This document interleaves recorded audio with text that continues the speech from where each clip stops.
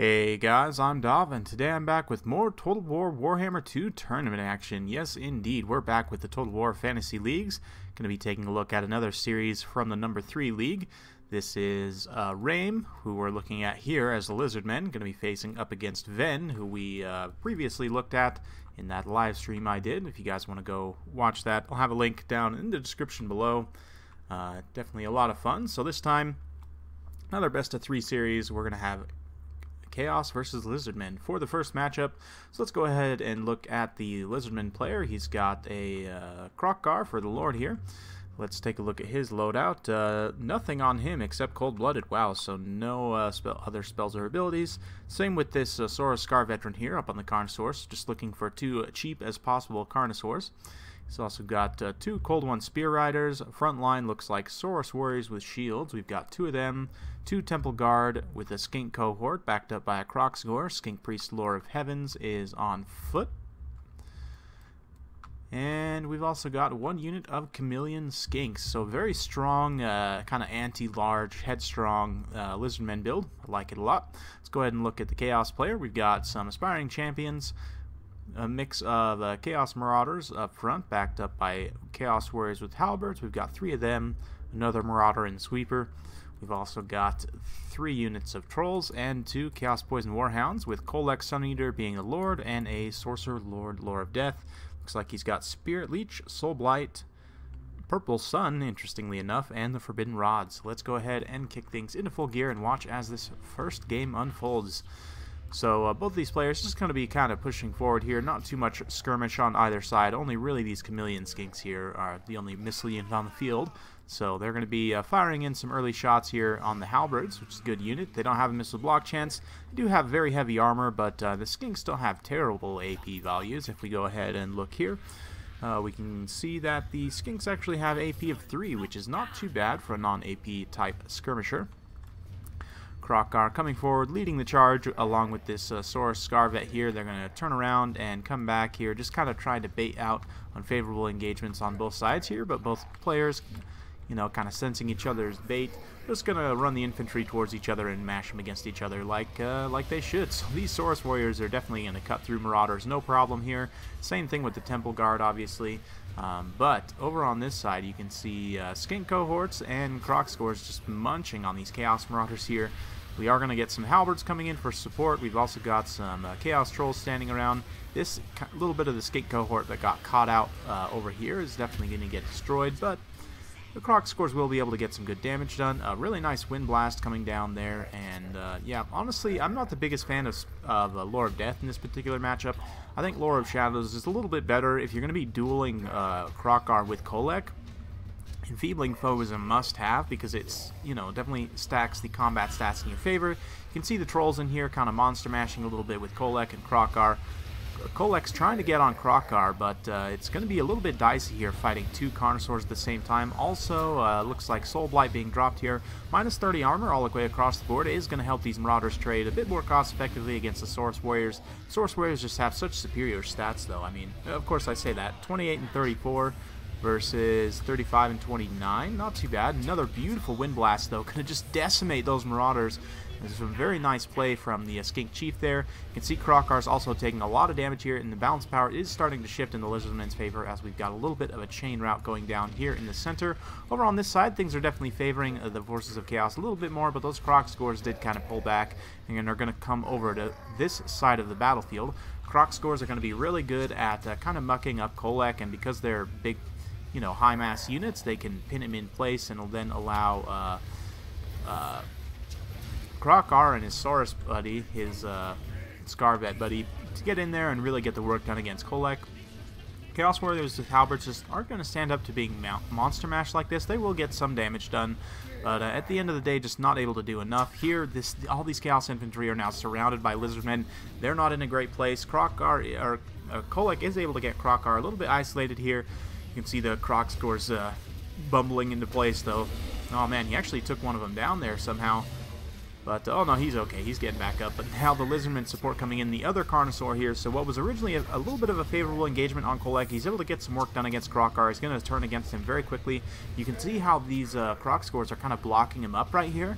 He's not able to escape from this situation, so he's going to take a ton of damage here, trying to support with the Trolls, which is a very nice play, but Kolek is going to go down here. So but with his defeat, the forces of Chaos are pretty much going to be wrapped up at that point. You can see trying to open up with the Purple Son of Zerus in this pocket here. Did some nice damage, but at the end of the day, I think, oh, another really nice Wind Blast. Holy cow, just decimating those Marauders. Man, that Skink Chief is an absolute madman. 72 kills? Oh my goodness, on mostly Marauders, but still, great job at helping to clear out some of that chaff there. And yeah, it is going to be a victory for the Lizardmen. So we'll go ahead and fast forward a little bit through this late game engagement, as we've got at least one more game to get through. Spoiler alert, we do have 2 more games to get through, but yeah, we'll go ahead and just finish this one up. So let's go ahead and take a look at the end screen before we jump to the next replay there. Yeah, personally I would have cut this the Death Sorcerer here and brought Shadows. I think Enfeebling Foe would have helped a lot there. What's the other one? If you wanted to sunder the armor, you could have brought Withering, you know, to help sunder the armor of Saurus. I really don't think you need to do that. I think maybe if you just bring the Penumbral Pendulum and try and just deal straight up damage to the Saurus, I think it'll work out a little bit better. But yeah, it's a little bit of counterplay. This is a very interesting matchup, and I'm not totally opposed to Venn's build here. I just think that the Death Sorcerer is the wrong pick, just because the Spirit Leech, they can just heal through that. And I mean, Soul Blight is a nice buff, Purple Sun is a nice Vortex, but you're going to get more reliable damage from the Penumbral Pendulum, and Enfeebling Foe is just very key when you're dueling, you know, Kolek up against Krokar, for example.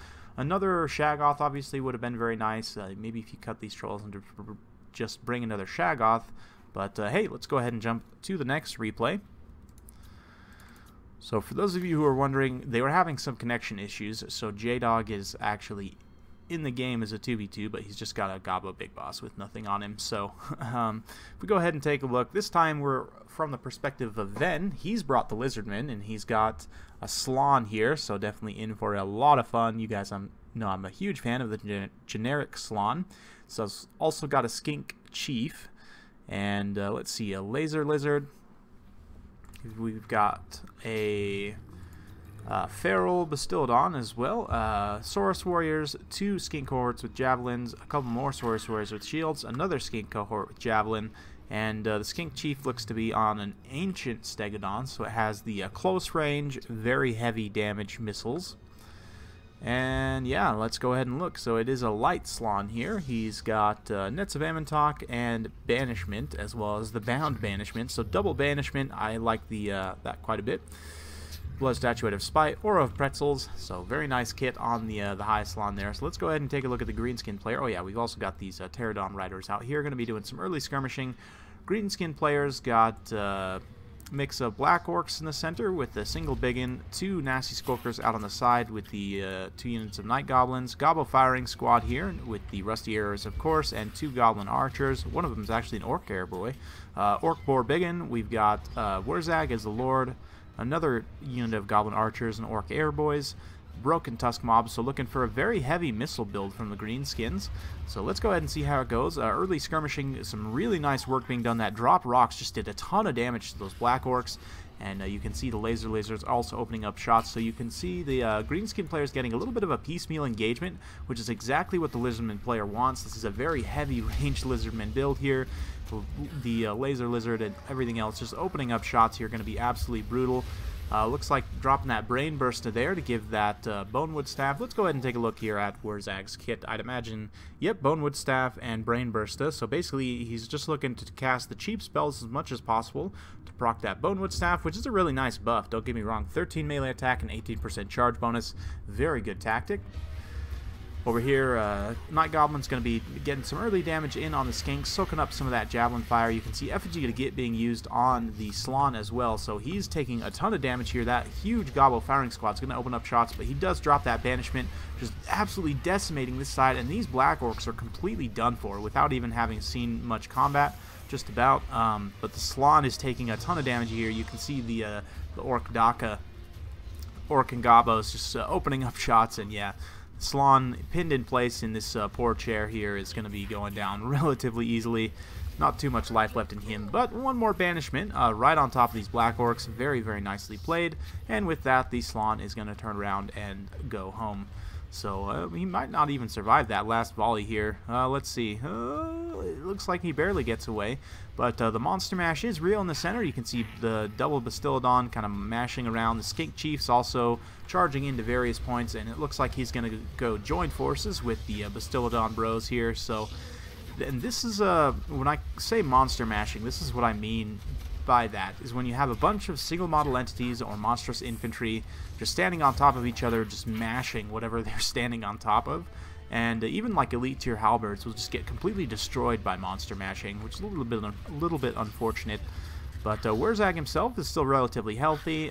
You know, balance of power is still relatively close, although in the pits, the support of the monsters is allowing the Lizardmen to win this fight in melee, which is really unfortunate for the Greenskins. The missile support is real as well. The Fire Leech Bolas and the poison...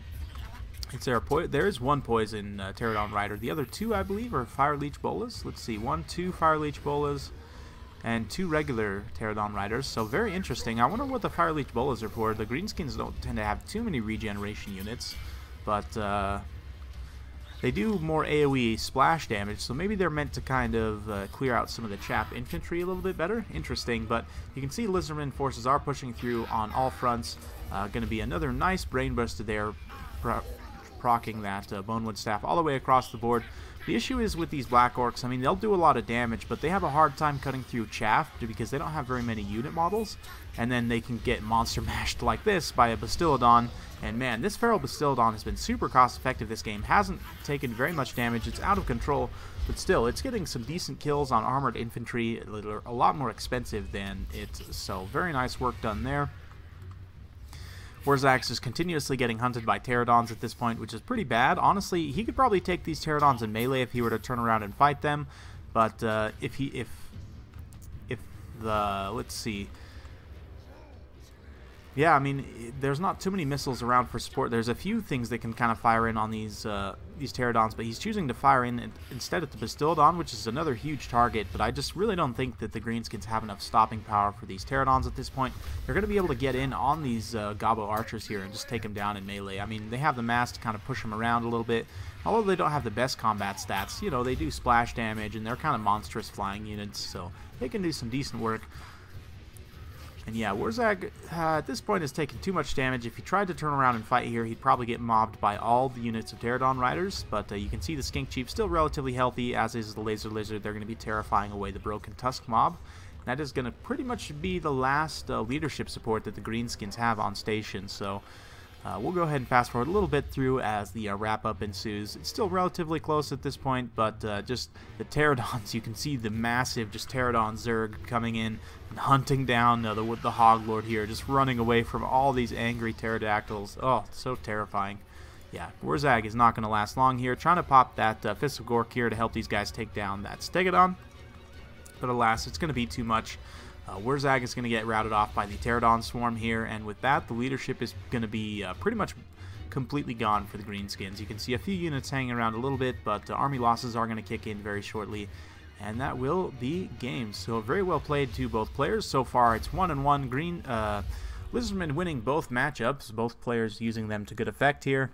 And in terms of this battle, if we go ahead and look at the actual battle here, 42 kills on the Light Slann.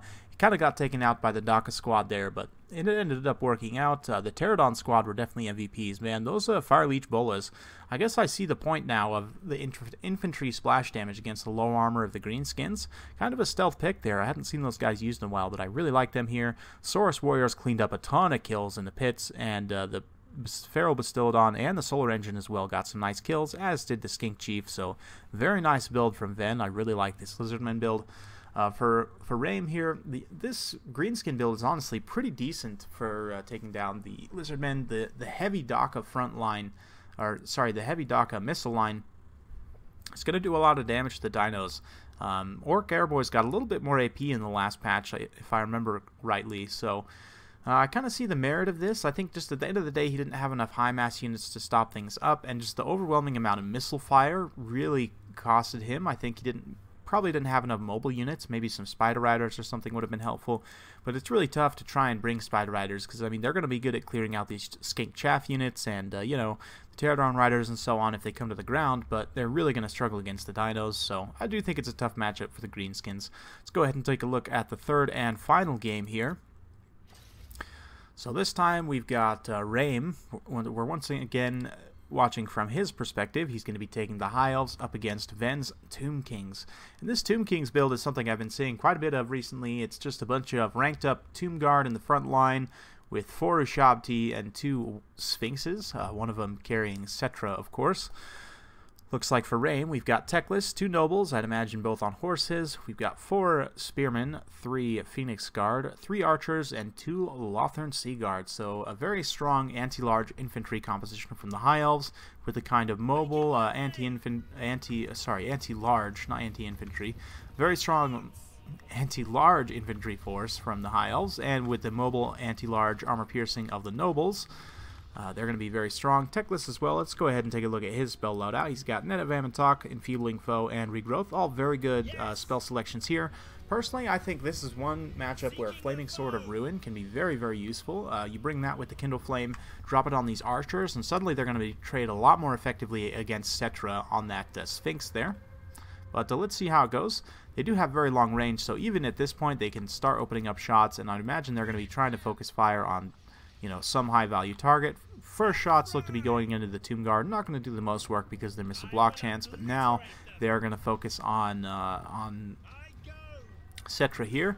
A lot of missile damage coming in, and you can see going to be dropping that Net of Ammontok. Just pin them in place and allow maximum missile damage. The issue with this infantry type composition is that these monstrous units can just pull through infantry very easily. This Noble is here fighting against this War Sphinx here, and he will be able to do some damage to it, but the issue is you can see these Ushabti are already just pushing through, getting onto these Archers in the back line, as is Cetra. He's going to be doing likewise in just a moment here, although that will leave him open to attacks from behind and from the side from this Noble, so may not end up being the best thing in the world to get on these Archers. I mean, he definitely needs to shut this missile down line as quickly as possible, which he's doing a good job of. That is going to allow some of these other anti-large armor piercing troops to kind of pull in and recenter, and yeah, we'll see. Personally, like I said, I would have liked to have seen Flaming Sword of Ruin here, because if you drop that on these Nobles, they're going to take down Cetra, you know, 25% faster, which is very, very strong. But so far so good. Techless is going to have to be careful. He's going to get hunted by Ushabti and Sphinxes probably this entire game.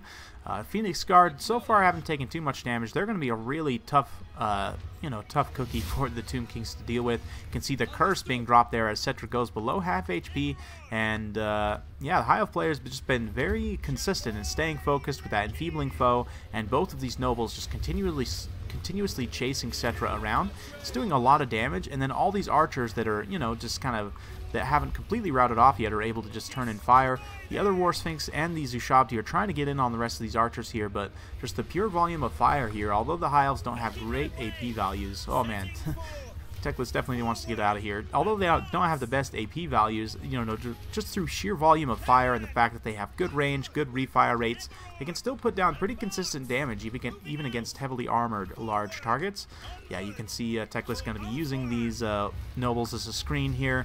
And looks like Incantation of Protection, Incantation of Cursed Blades actually, and the Blessed Plate of Tra on Cetra. So he is going to be applying that blind to anyone he hits. But he's just hellbent on getting onto Techless here, and it's honestly costing him at this point because both of these Nobles here are going to be able to take him down. They've been getting rear attacks the whole time without having taken hardly any damage themselves. So Cetra is going to go down to the 2 Nobles here.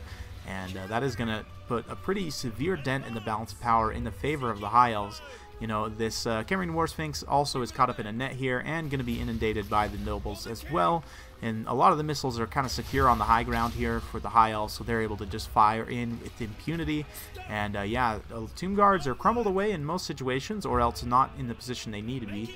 Actually, only one of them looks like is crumbled away. Actually, none of them have crumbled away, so just not in the positions where they need to be supporting the Ushabti. They're all cut up on Phoenix Guard in various places. But the Ushabti and the War Sphinx here are just desperately trying to get back on these archers here to shut them down. But again, not focusing on the nobles here is going to prove to be a big mistake, because they're able to just put down consistent damage with that anti-large armor piercing against these large constructs here. And although they are going to be taking down quite a few of these archers, at the end of the day, these nobles are really carrying their weight here. Although they don't have a lot of kills, they have taken down 2 very high value targets so far. I mean, I say taken down. Enfeebling foe, and this guy's crumbling and rapidly losing HP. So he's pretty much going to be taken down at this point. You can see the balance of powers going more and more in the High Elves' favor as they start to work down the last of these construct units. Teclis is still going to have to be careful. He does not want to get hunted down by Ushabti, but yeah, Spearmen are going to come in here and inundate these guys a little bit, keep them caught up, and then the High Elf Archers are again able to resecure and kind of fire in from the side here. So very strong. And yeah, we'll go ahead and fast forward through the late game here as the last Realm of Souls procs. And unfortunately, because the Tomb Guard were kind of the last to die here, the Realm of Souls didn't go off in such a way that it healed very much, and he also didn't, I don't even know if he got that Ushabti summon. Maybe it popped up there at the very end, I'm not really sure, but either way, very well played to both players, a very fun series to watch. Hope you guys enjoyed watching. It's, you know, I do think that the High Elves have a pretty tough matchup against the Tomb Kings and the Lizardmen likewise, and I do think this is a pretty decent build. You can see the Phoenix Guard were able to very much pull their weight here. You know, something like Arcane the Black, obviously, and Fate of Buna would be very good at dealing with the Phoenix Guard here, but the Monster Mash with Cetra and the Camarine War Sphinx just not able to do enough. They weren't able to kind of unify all together and mash these targets individually. He was really hell-bent on taking out the archers, which, I mean, granted, he shut them down okay, but a lot of them still were able to rally in that third quarter and do a lot of damage to him, and then the nobles as well, getting some excellent work done there. Teclis, again, I would have liked to have seen Flaming Sword of Ruin there, but I still think his spell loadout was decent. Yeah, just the Phoenix Guard were definitely MVPs. Ushabti got a lot of kills. 124 kills against the High Elves is very nice. 23 here and 68. Decent. 47 in an XP Chevron on the Camarine War Sphinx. 48 on Cetra himself. Tomb Guard got some decent work done in certain situations. Others just got shut down hard, but just the fact that he wasn't able to take down these nobles was really tough. And I do think even with Arcane the Black, you know, dumping Spirit Leeches into these guys isn't going to be the best because Teclis can heal them. I do think a Fate of Buna maybe on these Phoenix Guard would have been a pretty decent choice, but, you know, it's all on the history books, as they say.